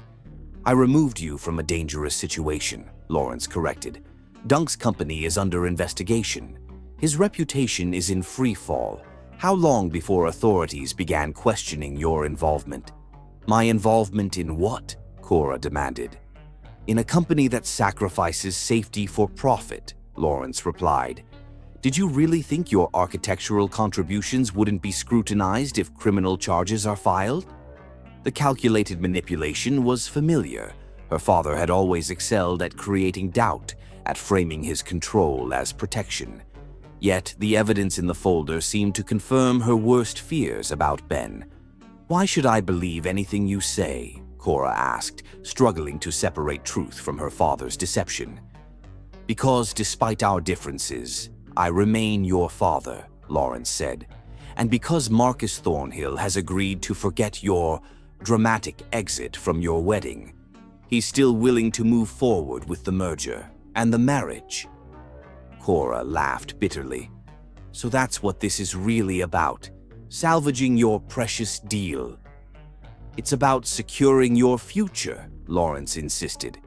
"Ben Dunk used you, Cora, to improve his image, to spite me, to gain access to Pearl connections. Once his company stabilizes, he'll discard you like every other woman who's briefly captured his attention." As her father left her to consider her position, Cora examined the documents more carefully. The evidence of Ben's negligence seemed incontrovertible, yet something felt wrong. The Ben who had shown her his parents' mementos, who had spoken with such pain about corporate disregard for human life, could he really be guilty of the same transgressions? Doubt crept in like poison. Had she been a fool to trust him? Had their connection been as manufactured as their engagement had initially been? Back at his penthouse, Ben stared at the empty spaces where Cora's things had been, his expression hardening as Victor delivered more bad news. "The security footage has been deleted from our servers," Victor reported, "and the safety reports Cora found were planted. Someone physically accessed the penthouse while you were both away. Someone with intimate knowledge of our security protocols," Ben noted grimly. "And our past." An alert sounded on Ben's phone, a news notification about Dunk Enterprises. The headline froze his blood. "CEO's fiancé flees after discovering company's safety violations." The accompanying article quoted anonymous sources, claiming Cora had left Ben after finding evidence he had knowingly endangered workers' lives. The final paragraph mentioned she had reconciled with her father and was reconsidering her broken engagement to Marcus Thornhill. Ben hurled his phone across the room, the device shattering against the wall. "She believes I'm guilty," he said, his voice hollow. "She thinks I'm responsible for the accident." "You can't know that," Victor argued. "This could be entirely fabricated by Lawrence Pearl." "It doesn't matter," Ben replied, moving to the bar and pouring himself a generous whiskey. "Cora's made her choice. She's returned to her father rather than trusting me." "Ben," Victor said carefully, "you never gave her a reason to trust you these past days. You shut her out completely." "Because I needed to focus," Ben snapped. "Because I couldn't afford distraction while my company was under attack. And in doing so, you pushed away the one person who might have stood by you," Victor pointed out. "The Ben Dunk I've known for 30 years doesn't abandon people who matter to him. He fights for them." Ben stared into his whiskey, conflict evident in his expression. Finally, he set the untouched glass down with a decisive motion. "You're right," he acknowledged. "I've been a fool." "So what are you going to do about it?" Victor challenged. Ben's expression hardened with determination. "Find out who's behind this. Clear my name, and then get Cora back, if she'll still have me." Chapter 9. Captive Hearts. 3 days into her confinement at the Pearl Estate, Cora stood at her bedroom window watching security guards patrol the grounds. Her father had transformed their family home into a gilded prison, her phone confiscated, internet access restricted, staff monitoring her movements. Helen, the housekeeper who had been like a mother to Cora, slipped her a folded paper. "One of the security men dropped this. It appears to be part of a report." Alone again, Cora unfolded the paper to find what looked like an internal memo detailing the scaffolding sabotage at Ben's construction site.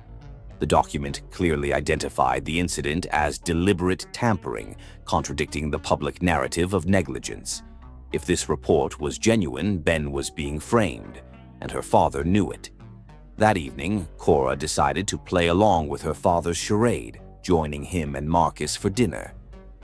"I've been telling Marcus how devastated you were to discover Dunk's true character," Lawrence said smoothly. "Such a fortunate escape." "Indeed," Cora agreed, forcing a smile. "It seems I've had a narrow escape from several unscrupulous men recently." Marcus missed the subtle barb, reaching across to cover her hand with his. "Water under the bridge, my dear.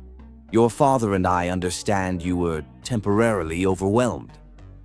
"Speaking of Ben," Cora said casually, "I'm curious why the safety reports I found in his penthouse don't match the ones being reported in the media." A flash of tension crossed her father's face. "Trauma can confuse one's recollections, dear." "Have I been traumatized?" Cora pressed. "Or manipulated by my own father? Those documents I found, they were forgeries, weren't they? Planted for me to discover." "What my daughter needs," Lawrence replied coldly, "is to remember where her loyalties should lie." "My loyalty is to the truth," Cora countered. "Did you sabotage Ben's construction site? Did you endanger workers' lives to destroy his reputation?" As the argument escalated, Marcus made a revealing comment. "He'll never find you, you know. Dunk's too busy trying to save his precious company. We've made certain of that. You were both behind the sabotage, Cora realized. A necessary business maneuver, Marcus replied smoothly. Lawrence and I have mutual interests that Dunk threatened. Ben's parents, Cora said suddenly, pieces falling into place. Pressman Manufacturing, you were connected to it somehow. Ben's father was going to release documentation of unsafe practices, Lawrence admitted finally. Documentation that implicated certain investors, including me. You were responsible for the conditions that killed his parents, Cora whispered in horror. And now you're framing his company for the same negligence. Everyone has their price, Lawrence replied when Cora objected that Victor would never betray Ben. Chen's was surprisingly reasonable for a man with access to all of Dunk's security protocols. You'll never get away with this, Cora said. We already have, Marcus replied confidently. By week's end, Dunk Enterprises will be facing criminal charges, and Ben will be lucky to avoid prison. Back in her room, Cora remembered Helen's words about the greenhouse passage. Late that night, she carefully explored the tunnel to determine if it would provide a viable escape route. After confirming it was still passable, she returned to her room to prepare for her final escape attempt. In his penthouse, Ben discovered disturbing patterns in his company's data. The security breaches all originated from the same access point, he told Victor. Someone with executive clearance has been systematically accessing confidential files for months. Perhaps an IT vulnerability, Victor suggested nervously. Not according to our system logs, Ben countered, pushing a printout across the desk. Executive access, Victor. Your access. After a tense silence, Victor confessed, Lawrence Pearl threatened my family in Taiwan. My parents, my sister's children. He has connections with mainland officials who could make them disappear. You chose my enemies over me, Ben stated flatly. I chose my family's safety, Victor corrected. Though I tried to minimize the damage, the scaffolding was supposed to fail during inspection, not when workers were on it. Where is Cora? Ben demanded. The Pearl Estate in Westchester, Victor replied reluctantly. Heavily guarded. Lawrence plans to announce her re-engagement to Thornhill at a press conference tomorrow. And then what? Ben pressed. The complete destruction of everything you've built, Victor confirmed. Lawrence Pearl has nurtured his hatred for decades, ever since your father threatened to expose his investment in Pressman Manufacturing. Then it's time I lived up to his fears, Ben decided. You're going to help me save Cora and expose Lawrence Pearl. He'll destroy my family, Victor protested. Not if we destroy him first, Ben countered. One last collaboration, Victor. For everything we once meant to each other. As dawn broke, Ben prepared for the most important battle of his life. Not for his company or reputation, but for the woman who had awakened parts of himself he'd thought long dead, and for the justice his parents had been denied decades earlier. Chapter 10. Shattered Glass. The night cloaked Ben's Aston Martin as it sped toward the Pearl Estate. Beside him, Victor sat in tense silence, the weight of his betrayal hanging heavy between them. Lawrence changes the security codes every 48 hours, Victor said, breaking the silence. Today's rotation just started. We have a small window before he realizes I've given you access. Ben's hands tightened on the steering wheel. And Cora's exact location? East Wing, 2nd floor. Her old bedroom. Victor hesitated. Lawrence has at least 8 armed guards patrolling the grounds, Ben. This is suicide without police backup. The police won't move against Lawrence Pearl without concrete evidence, Ben replied grimly. We need the original documents that connect him to Pressman Manufacturing, the evidence my father had before he died. Those documents disappeared 30 years ago, Victor reminded him. Not disappeared, hidden. Ben's expression hardened as they approached the estate's outer perimeter. My father sent copies to his brother the day before the accident. When I turned 18, my uncle gave me a safe deposit key, but never explained its significance. Understanding dawned on Victor's face. You have the evidence. I've had it for years without realizing what it was.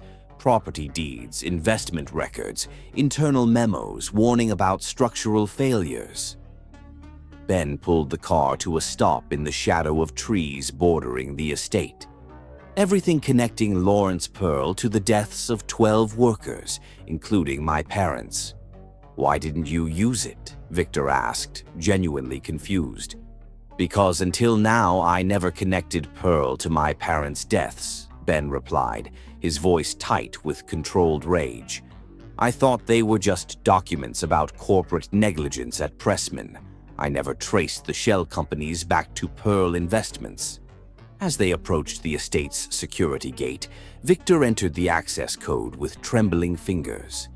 The gate swung open silently, allowing them onto the expansive grounds. If Lawrence discovers you've helped me, Ben began. My family is already being moved to secure locations, Victor interrupted. I may have betrayed you, Ben, but I'm trying to make it right. They separated at the main house, Victor heading to disable the interior security system, while Ben circled toward the east wing, avoiding the patrolling guards with practiced stealth. Scaling the ornate trellis to the second-floor balcony, Ben found Cora's window unlocked, but her room empty, the bed clearly not slept in. A wave of dread washed over him. Had Lawrence moved her? Was he too late? A noise from the hallway caught his attention. Drawing deeper into the shadows, Ben watched as the bedroom door slowly opened. To his shock, a disheveled Cora slipped inside, her clothes covered in dust and cobwebs. Ben, she gasped upon seeing him, rushing into his arms. Are you hurt? He demanded, holding her tightly. No, just filthy from checking the old smuggler's tunnel, she explained quickly. I was preparing to escape tonight.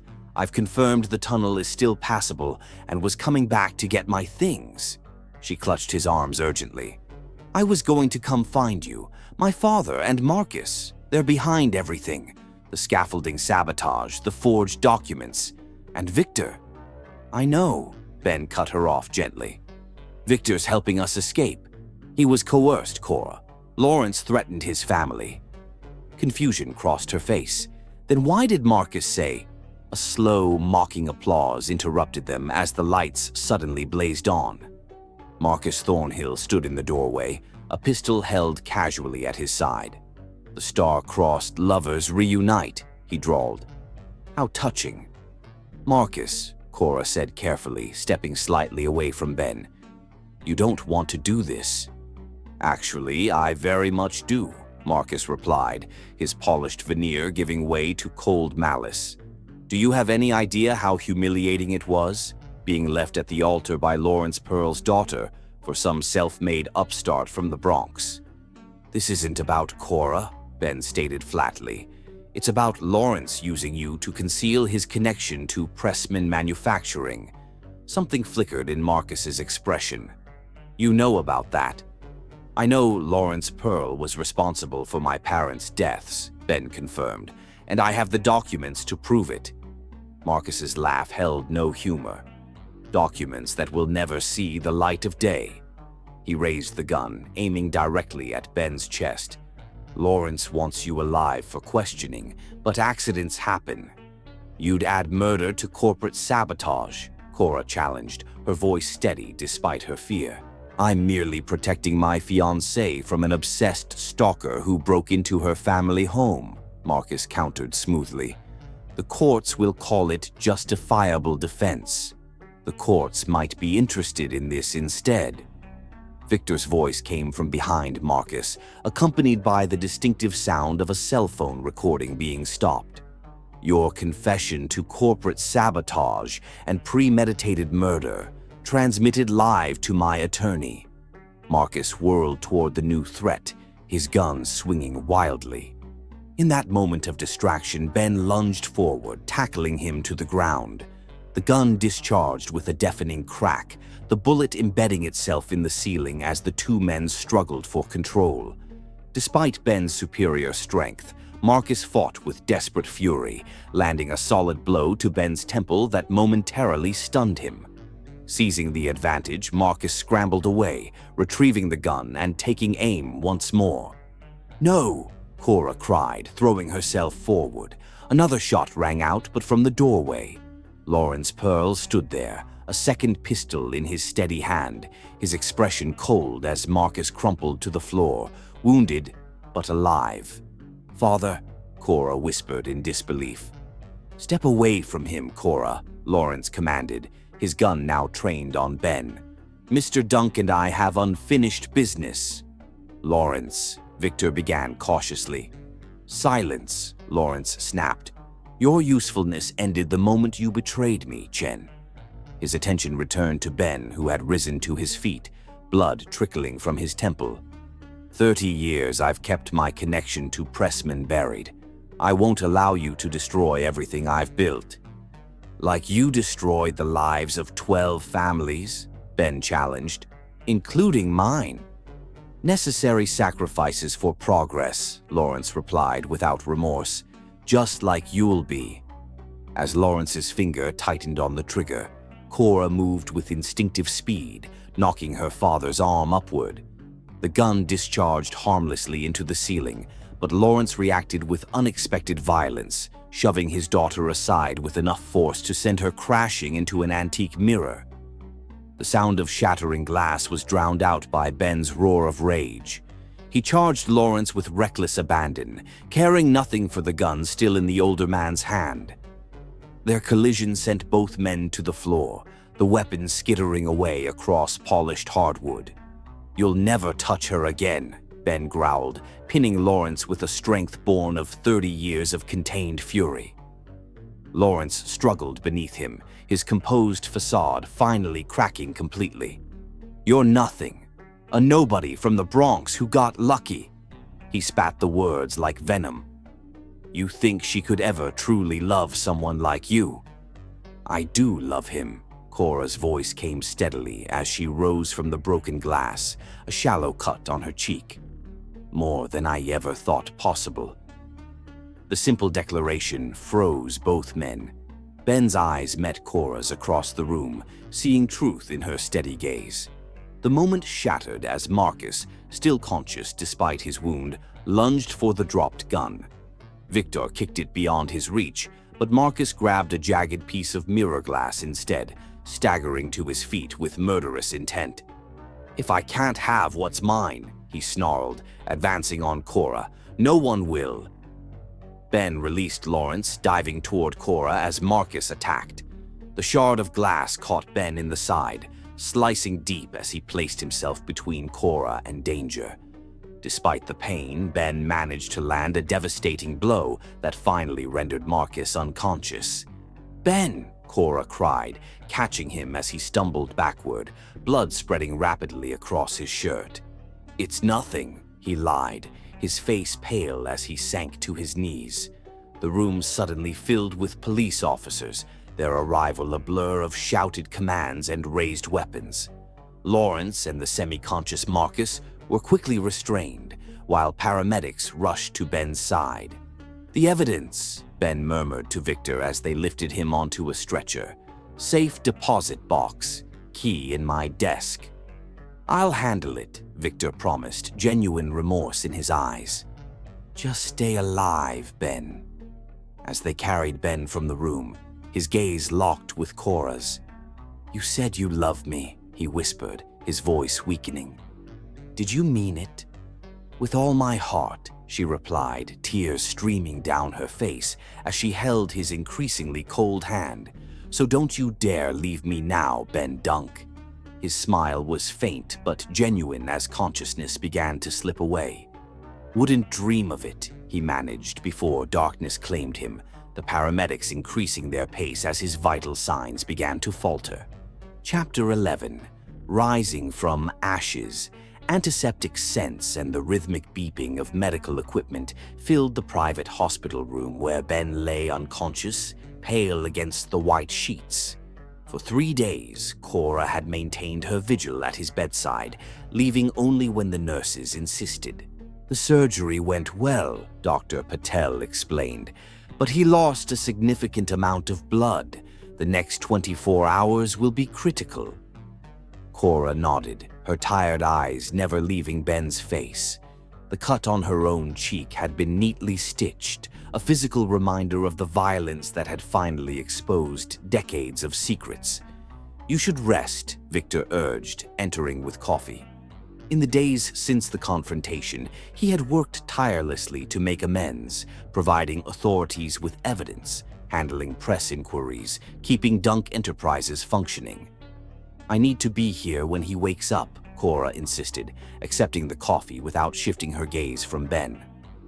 Victor placed a gentle hand on her shoulder. "He's fighting for you, you know." The doctor said his heart stopped briefly in the ambulance. He came back when the paramedic mentioned your name. Tears welled in Cora's eyes. "I've known him such a short time, yet I can't imagine my life without him now." "That's how it happens sometimes," Victor said softly. "Years of building walls, then the right person walks through them like they were never there." "The evidence from Ben's safe deposit box is damning," Victor continued, showing her news headlines on his tablet. "Business titan Lawrence Pearl charged in decades-old factory. Deaths, Pearl Thornhill merger collapses as fraud charges. Mount Dunk Enterprises cleared of negligence. Sabotage confirmed. The workers injured in the scaffolding collapse are all stable now," Victor added. "And Marcus Thornhill has agreed to testify against your father in exchange for leniency." "Marcus turned on my father?" Cora asked, surprised. "Lawrence tried to make Marcus the fall guy for the scaffolding sabotage," Victor explained. "When Marcus discovered your father was planning to sacrifice him to save himself, he decided self-preservation was more important than loyalty. He's providing prosecutors with details of Lawrence's involvement in exchange for reduced charges. He finally gets justice for his parents," Cora whispered, gently taking Ben's limp hand. "I just need him to wake up to see it." "Ben deserves happiness more than anyone I know," Victor said, regret heavy in his voice. "I nearly destroyed that possibility with my betrayal." "You were protecting your family," Cora replied without judgment. "Ben understands that better than most." "Still, I'll spend the rest of my life making it right," Victor promised. He hesitated, then added, "His mother would have loved you, you know. She was like you, brilliant, principled, unwilling to be intimidated by powerful men." The personal glimpse into Ben's past touched Cora deeply. She squeezed Ben's hand as if to share the moment with him, and to her surprise felt a faint pressure in return. "Ben?" she whispered, hope blossoming. "Can you hear me?" His eyelids fluttered, then slowly opened. Confusion clouded his gaze briefly before focusing on her face. "Cora," he murmured, his voice rough from disuse. "You're hurt." She laughed through sudden tears. "Says the man who took a glass shard to the abdomen." "Worth it," he replied weakly, his hand tightening around hers. "Your father?" "In custody," Victor answered, stepping closer. "Along with Thornhill. The evidence your father preserved all those years ago has exposed everything. Your parents finally have justice, Ben." A complex emotion crossed Ben's face. Relief mingled with an old grief long carried. His eyes glistened with tears he was too weak to hide. "They can rest now," he whispered. His gaze returned to Cora, intensity shining through his physical weakness. "You said something before I passed out." "That I love you," she confirmed softly. "I meant it, Ben. Not the fake engagement, not the arrangement. I love the real you, the man who grew up in the Bronx, who remembers where he came from, who put himself between me and danger without hesitation." Ben's eyes held hers with an intensity that belied his weakened state. "I've been falling in love with you since you invaded my hotel suite in a ruined wedding dress," he admitted. "I just couldn't admit it, even to myself. I was afraid of caring that much again." "I know," Cora said gently, "but some risks are worth taking." Victor cleared his throat. "I'll give you two a moment," he said, tactfully withdrawing. When they were alone, Ben reached up to gently touch the bandage on Cora's cheek. "I'm sorry you were caught in the middle of this vendetta." "I was exactly where I needed to be," she corrected him. "And where I intend to stay, if you'll have me." "For real this time?" Ben asked, vulnerability naked in his expression. "No business arrangement, no strategic alliance." "For real," Cora promised, leaning down to kiss him gently. "Just us, building something genuine together."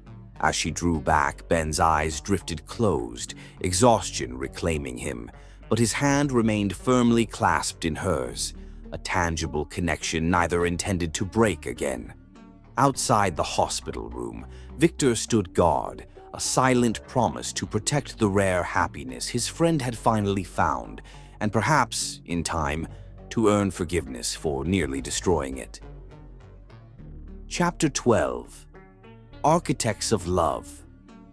6 months later, Cora stood on the rooftop of the newly completed Bronx Community Center, watching children explore the playground her design had incorporated. The modern building stood as a testament to transformation, both of the neighborhood and of Dunk Enterprises' renewed commitment to ethical development. "Your vision brought this to life," Ben said, joining her at the railing. He moved more carefully these days, his recovery still ongoing, but the pride in his eyes as he surveyed the project was unmistakable. "Our vision," Cora corrected him. "Your funding, my design." Across the city, the revised East Side project was rising according to Cora's specifications, a testament to the community-centered approach they'd championed together. The Renaissance Park neighborhood had embraced the development after seeing how Cora's redesign preserved their historical character while creating new opportunities. The project had become a model for ethical urban renewal, with developers from across the country studying their approach. Victor stood nearby, speaking quietly with one of the center's administrators. After Lawrence Pearl's arrest, Ben had used his international connections to secure permanent U.S. residency for Victor's parents and sister, bringing them safely from Taiwan beyond Lawrence's reach. Though their friendship had been tested, Victor's dedication to making amends had slowly rebuilt the trust between them. Ben smiled, the expression coming more naturally to him now. The past months had changed them both, Ben stepping back from day-to-day operations to focus on strategic direction, Cora establishing her own architectural firm specializing in community-centered development. Lawrence Pearl's empire had crumbled following his arrest. With her father awaiting trial, Cora had redirected her inheritance toward a foundation supporting families affected by workplace accidents, honoring the legacy of Ben's parents and others who had suffered from corporate negligence. "The children look happy," Ben observed, watching a group race across the innovative play structures Cora had designed. "That's the highest compliment an architect can receive," she replied. "Not awards or magazine features, but seeing people genuinely enjoy the spaces we create."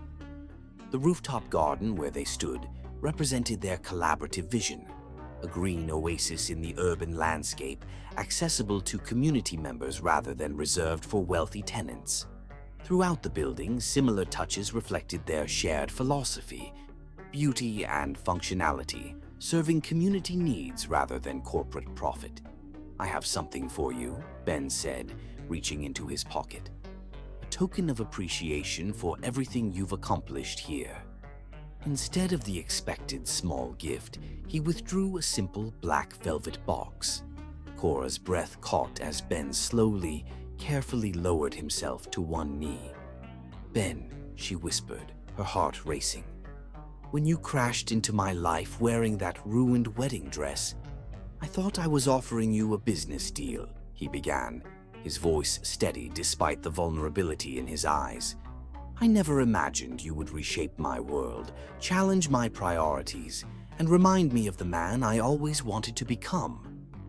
He opened the box, revealing a ring far simpler and more meaningful than the ostentatious Cartier diamond of their fake engagement, a platinum band holding a sapphire surrounded by smaller stones. "The sapphire was my mother's," Ben explained. "The diamonds came from my first architectural award medallion. Together, they represent who I was and who I